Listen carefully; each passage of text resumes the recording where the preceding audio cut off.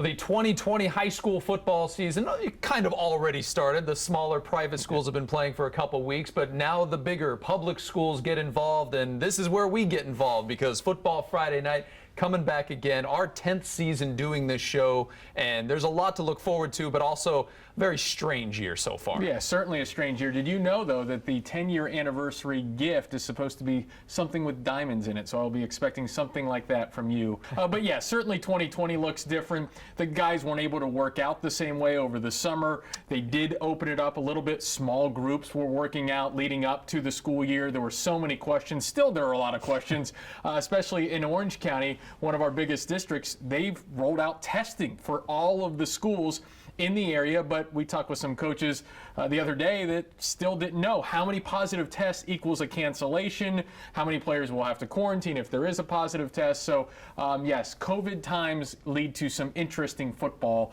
scheduling and games. Right, and it's going to cost $2 million to test all those players. Some of the parents aren't happy about it as well for a variety of reasons, but one of the issues that I think we could run into is that Orange County has two schools, Colonial and Timber Creek, that are playing Seminole County schools in the first week.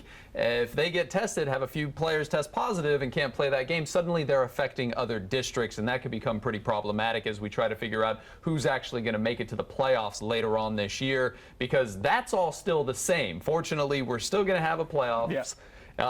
We're still going to be playing state championship games. All of these teams decided, and the FHSAA decided, to still have that series. So as long as you get your games in, we're still going to get to that point of the season. So it's going to start to feel more normal, I think, as we get closer to November and then into December for these state championship games. But it won't be completely normal because every single team gets in as long as you declared for the state series. And because of all these different changes, our show will look a little bit more different, but also it may look better because we're going to be out at more games. We plan to be out at least 14 or 15 games every single Friday night because we know that a lot of schools and a lot of districts have decided to not allow all the fans into the games. So once again, we are going to be your spot for the most highlights every Friday night. A lot of schools aren't having cheerleaders or bands at the games, but we will still have our Battle of the Bands on Football Friday night. Even if we have to get them to record it ahead of time and give it to us, we're going to make sure you get that. Also, our coverage on WFTV.com is going to look a little bit different and more extensive this year, and there's going to be some new opportunities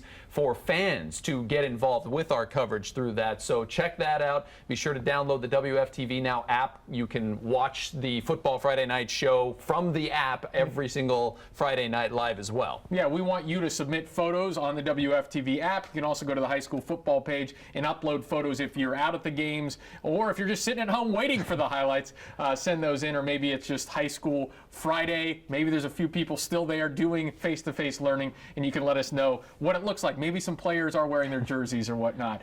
But we also know that we're going to have some good teams in the area. Orange County had 3 teams in the state championship, Apopka, Jones, and Edgewater. I would imagine those 3 teams are going to be good again this year. Right, of course, and Edgewater starts with probably the toughest game that they'll face all year. Even though they're one of the best teams, they're facing IMG Academy, which is loaded with Division I prospects.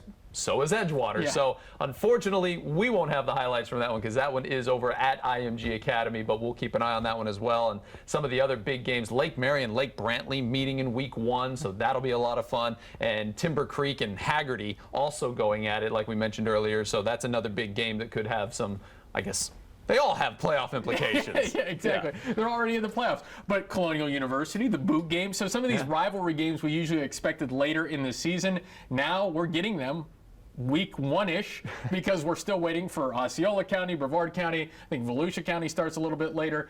So yeah, we're just going to kind of be slowly rolling through this thing and adjusting on the fly because that's what we've been doing all of 2020, and that's what we're going to have to do for this football season. But we will be here. Football Friday night, we will be your comfort food for the high school football season because we will still be making all of our stupid jokes and having a lot of fun getting to know these players as some of these guys begin their journeys into what is eventually going to be Division I college and possibly the NFL. A lot of the guys you see playing on Saturdays and Sundays, the first time they showed up on TV was on our show, and that's going to continue to happen. We take a lot of pride in that, so we'll do our best to deliver that entertainment for you every Friday night. Yeah, we'll see you Friday.